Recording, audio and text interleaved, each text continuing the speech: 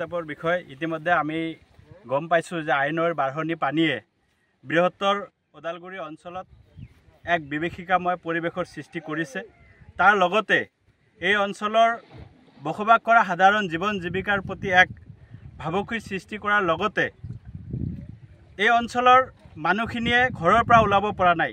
এই অঞ্চলৰ মানুহখিনিয়ে বজাৰ ঘাট যাব পৰা নাই। এই অঞ্চলৰ মানুহখিনিয়ে নিজৰ কৰ্মস্থলীলৈ যাব পৰা নাই। এই অঞ্চলৰ ছাত্ৰ ছাত্ৰীসকলে স্কুল কলেজত যাব পৰা নাই। আমি বিগত সময়ছোৱাত বহুতবাৰ ABMCৰ ফালৰ পৰা আমি দাবী উত্থাপন কৰি আহিছিলোঁ যে ইয়াত এটা মাথাউৰি নিৰ্মাণ কৰিব লাগে, কিন্তু আজিলৈকে এই মাথাউৰিটো নিৰ্মাণ কৰা আমি দেখিবলৈ নাপালোঁ।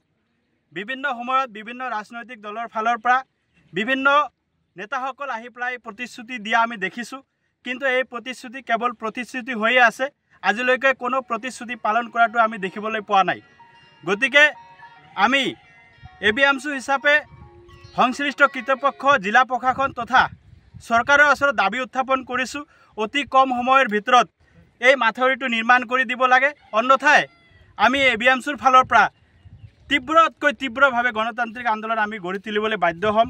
লগতে আজি আমি ইয়াত আহি পেলাই গম পাইছোঁ যে ৫ নং কোকৰাঝাৰ লোকসভাৰ সাংসদ জয়ন্ত বসুমতাৰী ডাঙৰীয়া ইয়াতে আহিছিলে যোৱাকালি। তেখেতে পৰিস্থিতিৰ বুজ লৈছে, আমি ভাল পাইছোঁ। কিন্তু কেৱল পৰিস্থিতি বুজ লোৱাৰ মাজতে সীমাবদ্ধ হৈ থাকিলে নহ'ব। অনাগত দিনত এই অঞ্চলৰ হকে তেখেতে যিখিনি কৰণীয় সেই বিষয়খিনি কিন্তু লক্ষণীয় হৈ থাকিব।